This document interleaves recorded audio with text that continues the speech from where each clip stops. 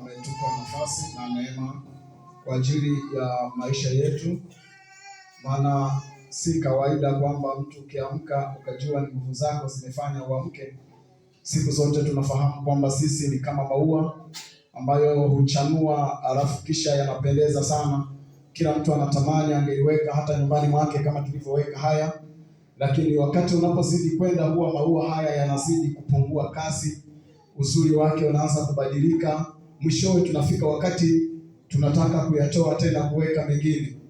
Kwa hiyo kila kitu duniani kinapita, na hata mwanadamu anapita, na hata maisha yoyote unayoyaona yanapita.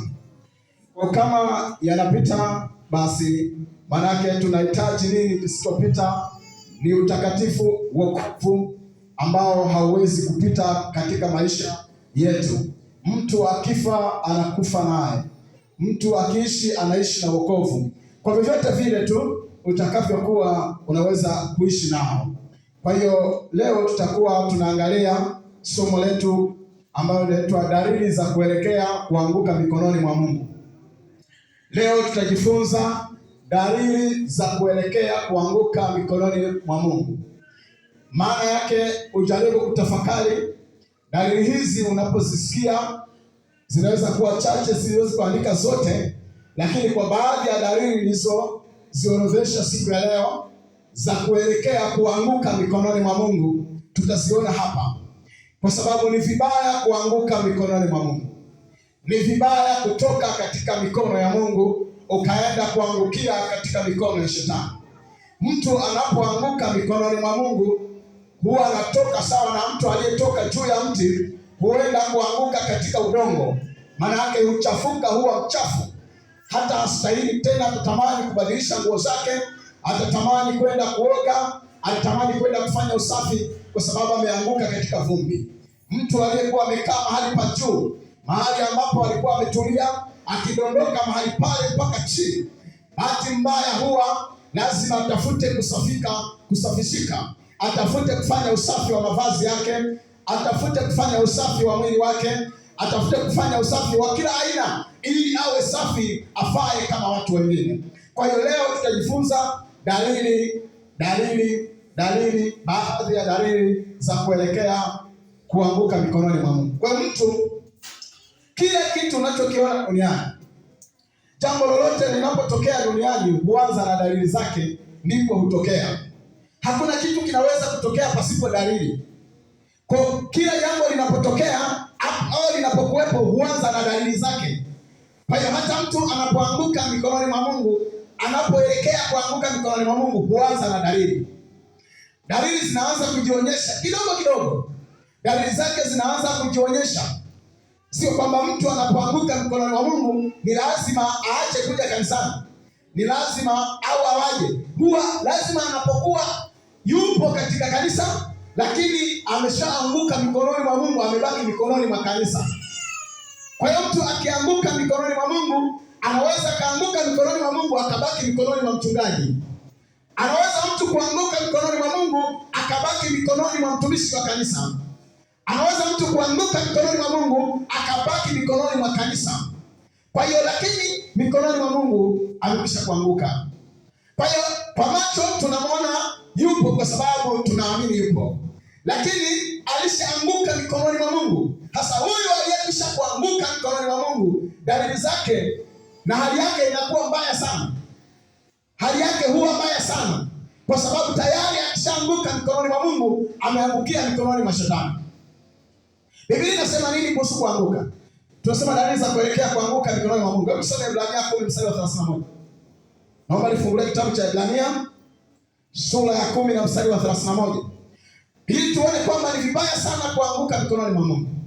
Mtu akianguka mikononi mwa Mungu huangukia mikononi mwa Shetani, hakuna sehemu nyingine. Mtu akianguka juu ya mti ni lazima aanguke chini ya ardhi, hakuna sehemu nyingine. Kwa hiyo mtu akianguka mikononi mwa Mungu, italazimika huyu mtu aangukie mikononi mwa Shetani. Maana yake awe ni mtumwa wa Shetani, awe mtumishi wa Shetani, kutoka kuwa mtumishi wa Mungu mpaka kuitwa mtumishi wa Shetani, kwa sababu ameanguka mikononi mwa Mungu. Na mtu akianguka mikononi mwa Mungu anaangukia mikononi mwa Shetani. Tuone Ebrania sura ya 10 na mstari wa 31. Anasema ni jambo la kutisha kuanguka katika mikono ya Mungu aliye hai. Sari fupi, ni jambo la kutisha kuanguka mikononi mwa Mungu aliye hai. Ni jambo la kutisha sana kuanguka mikononi mwa Mungu aliye hai, alafu ukabaki mikononi mwa kanisa, alafu kabaki mikononi mwa mchungaji, alafu kabaki mikononi mwa wamama, alafu kabaki mikononi mwa baba, kwamba na wewe upo kwa baba, upo kwa wamama, lakini nyumbani mwa Mungu, mikononi mwa Mungu ulishaanguka. Kwa sababu walio mkononi mwa Mungu manake wanaishi pamoja na Mungu. Walio mkononi mwa Mungu hufuata utaratibu wa Mungu. Kwa maana hiyo Biblia inaposema ni jambo la kutisha mtu kuanguka mikononi mwa Mungu aliye hai, ni jambo la kutisha mtu kuanguka mikononi mwa Mungu aliye hai. Sisi tuliokwisha kuokoka baada ya kuingia katika wokovu, maana yake tumejiungamanisha katika mikono ya Mungu. Tupo kwenye mikono ya Mungu, mikono iliyo salama. Mtu anaangukaje mikononi mwa Mungu? Maana yake mtu, Biblia inasema ni jambo la kutisha. Lakini anawezaje kuanguka mikononi mwa Mungu?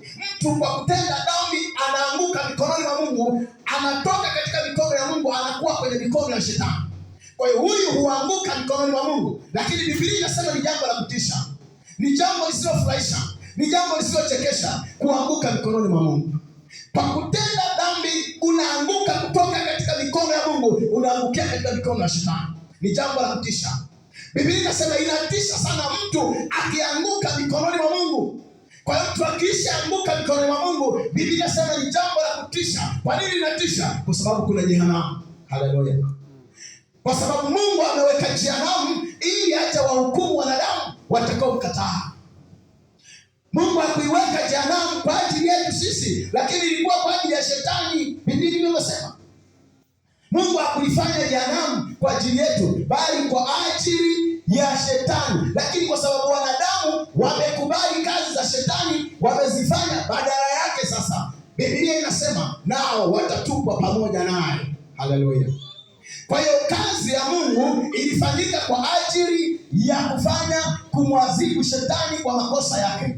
Lakini kwa sababu mwanadamu amezikubali kazi za shetani, amezisujudia, amezifuata, Biblia inasema wote wawili, wote watatupwa katika ziwa la moto. Sasa tunaona Biblia inasema ni jambo la kutisha mtu kuanguka mikononi mwa Mungu.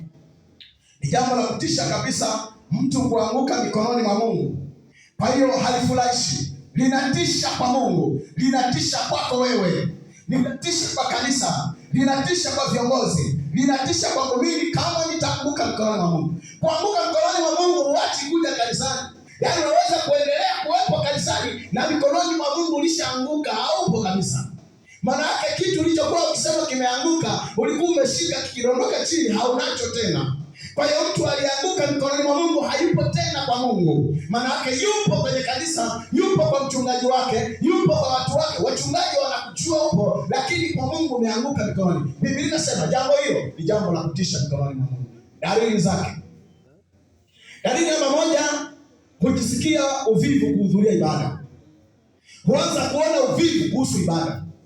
Dalili namba moja ya mtu anayeelekea kuanguka mikononi mwa Mungu, huanza kutopenda ibada. Dalili yake huanza kwanza, yani anaona uvivu kwa ajili ya ibada. Akisikiona siku ya ibada imefika, anajisikia uvivu, hajisikii kuamka, anaona kutingwa. Yani ibada, siku ya ibada imefika, anajiona ametingwa. Hizo ni dalili za mtu anayeelekea kurudi nyuma, anayeelekea kuanguka mikononi mwa Mungu. Kwanza anaanza kujiona ametingwa, anaanza kuona kwamba siku ya ibada